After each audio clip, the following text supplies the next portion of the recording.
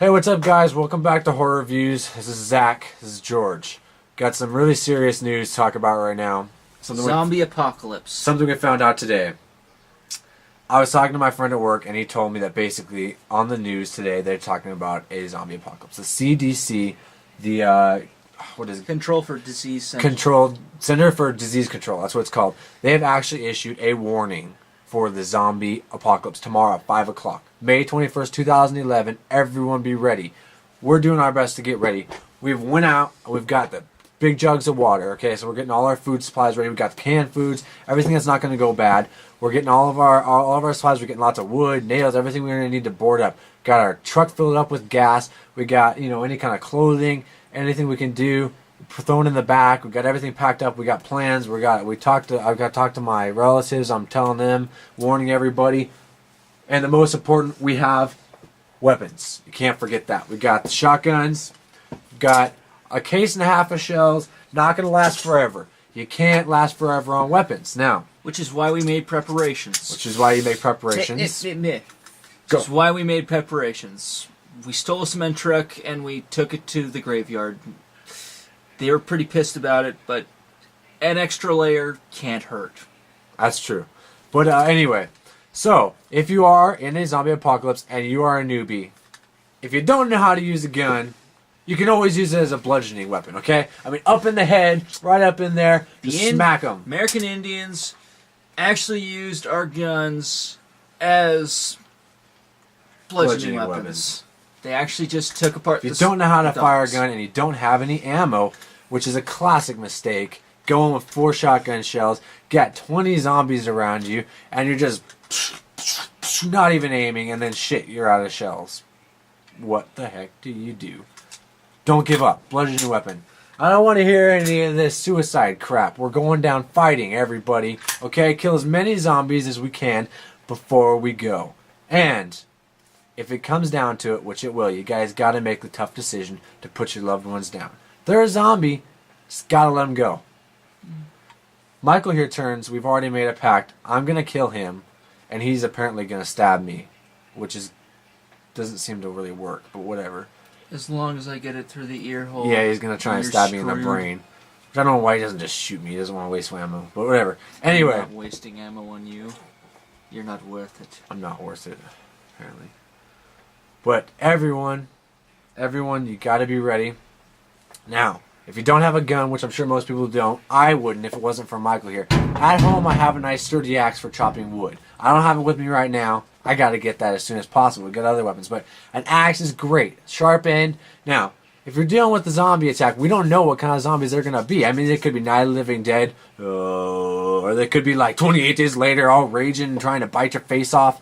We have no idea what they're going to be. All the rules are out the window. They're gone. We have no idea what this is going to be. It could be a virus. It could be anything. Probably not airborne. If it's airborne, could be airborne. Screwed. Now, if you're immune, they just got to stay alive. Now, if it's something that's going to be transferred through blood, you got to make sure that you cover up your face and your pores and your areas like that. Wear a long sleeve sweater, anything like that. If they're going to transfer through bite, they can't bite through clothes very easily. Thick jacket, cover yourself. And you want to try and get a mask, something to cover your eyes, cut in your mouth. You don't want to get spit and saliva in there if they're attacking you, all right? Not good. Okay, so here's something that George has found for us. Breath mask. Any type of mask thingy that fits over your mouth. Usually rubber or vinyl.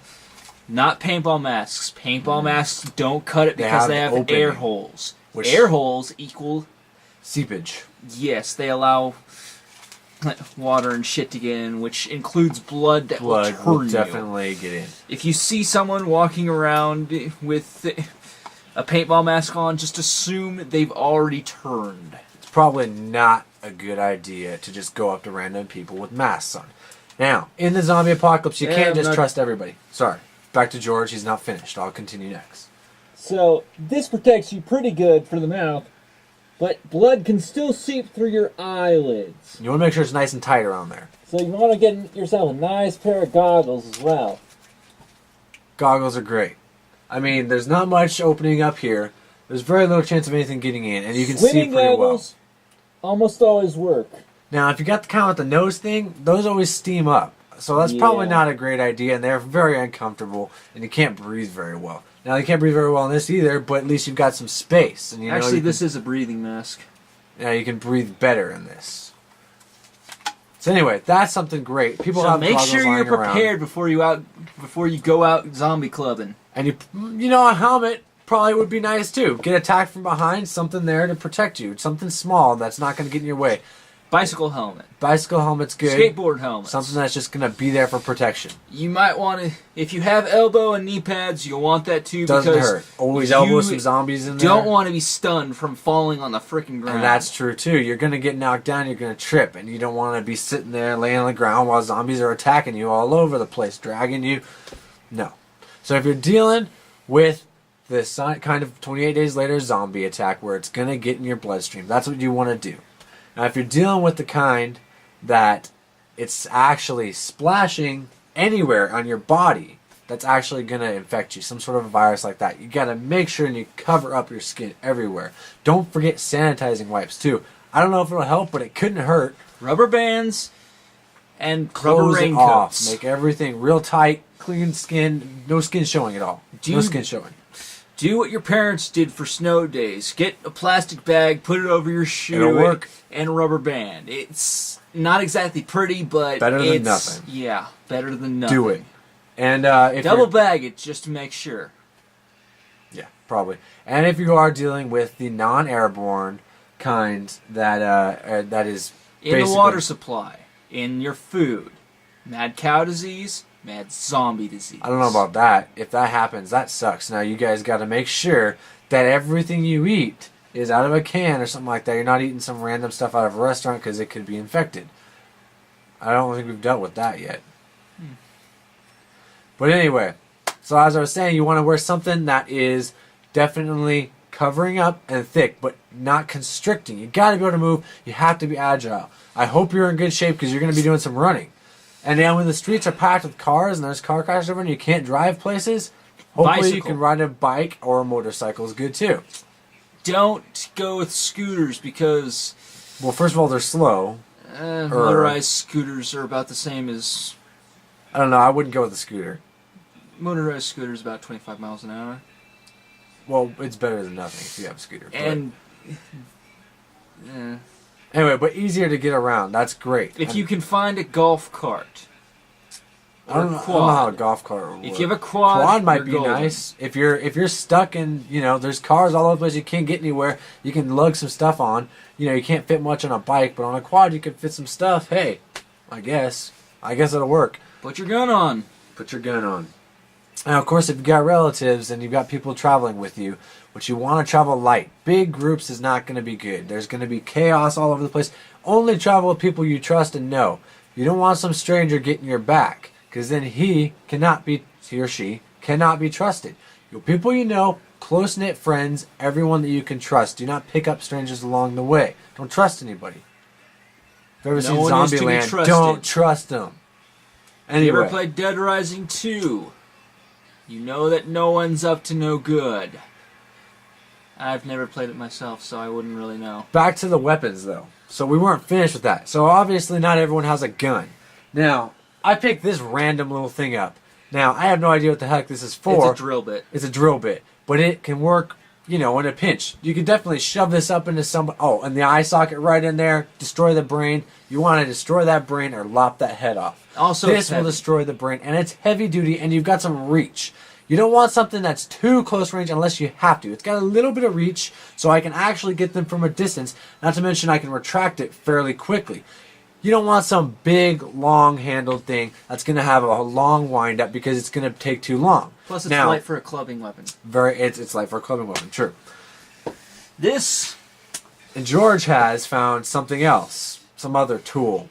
is another. Now this is a close range. It's not the ideal weapon, but it's if you have something along this line, steel pipe, anything like that. Handle. Handle's always good. Something You to never grip onto. want your hand to cramp up in the middle of a battle. Definitely not. I mean, it's going to be zombie to zombie. There's just going to be bam, bam, bam, and Now you're going to get tired. This is only a foot reach, so this is not the best. Like I weapon. said, this is close range. When This- you really just you're in there and you're stuck and you're This like, is dang. the thing you keep in your belt buckle for like when you drop the other shit out of stupidity. Yeah. And then, of course, At home, I have an axe. An axe is great for me anyway. It has a little bit of wind up. It's got a long handle, so I want to hold it real close. But I still have reach too, and it's lightweight. Mine is lightweight. I can retract it. It's nice and sharp. So I can get in there. I can destroy that brain, or I can lop that head off too if I got a good wind up there, you know? Now, you want to make sure that when you do that, though, you're not surrounded by zombies because you're not going to be able to get the axe out real quick and then you'll be able to go on to the next one. That's not going to work. Circular motion will not work. Yeah, I don't think it's going to work. It will hit the first zombie and then you'll be like, you're going to be no! stuck. It doesn't come out. It does not lop off as easily in the movies, I'm guessing. I haven't lopped off any heads, but I'm pretty sure it doesn't. So you want to make sure that... It's about the same as a watermelon. That's for when, you know, you got someone coming at you and you got your axe here and you got it real close to the handle. If you ever chop wood, just slide it down like bam, right in there. You got the reach, the retract. No. It's like this. You hold it near the head, then go... Whoom. Yeah, well, that's basically what I said. Right? No, you went like this. Oh, we did. Don't hold it like that. That will never work. This is what you do for a baseball bat.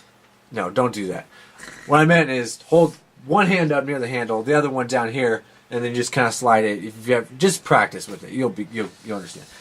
Also, along the lines of the axe, we got this little hatchet for close range. Now, it's not that sharp. We can sharpen it a little. It's kind of loose. Doesn't have to be. It just needs to penetrate the... If you're strong enough, it just has to penetrate the centimeter of skull. Definitely going to work. And this is also close range. Now, you don't have much reach on this, and it's also going to get stuck. So this is definitely not an ideal weapon, but it'll work for sure. If you guys have anything like this laying around, pick this thing up for sure. Oh, great to have handy right in there, close range, you know. Hey, this could even slow them down a little. I mean, come on. And for our next plethora of weapons, we got the crowbar and then a fire poker. A fire poker. Fire pokers will work. They're both made of iron. Fire pokers are usually thinner and easier to wield. Personally, I think I'd pick not this fire poker, but one of the ones with the sharp ends, pointy ends, because it's much more lightweight. This thing is heavy, and you can do some damage. T-bars are not suggested for this end due to the fact it has a hook end and will get stuck. You'll never get it out. This end, however, that'll is work perfect. Better. Got a nice little bludgeoning weapon up in there, up through the nose, up in that area, soft gooey spot. That'll work great. And it's like I said, it's heavy though, so you got to be able to move it fast. And you definitely don't want to do that if you're surrounded by a big crowd either. And if you got flabby arms like me, then it's not the best choice because you'll go, 1, 2, damn, I'm tired. Can we trade? And you can also hit people with the side too, right up here in the head. That'll probably work. This is good for blocking. Hit them a couple times maybe. Just bash them right in the face. Now, like I said, this one, just lightweight. You know, you got a little bit of reach on it. I prefer a pointed one, but you can just go right up in there. If it was a pointed one, this one is going to be more of a bludgeoning weapon with a sharp end. I don't want to get this thing stuck, though, so I'm probably going to use this end and then just kind of bash it right in there. That'll crack that skull and it'll destroy that brain. That'll work great. 3 hits, he's lobotomized. Now, on to something that I think everyone should have laying around their house. This is a fairly common item, and if you have nothing else, this is definitely a great choice. This is the best fallback weapon in our arsenal. Probably better than some of these other ones we picked up, actually. This is something we have 2 of.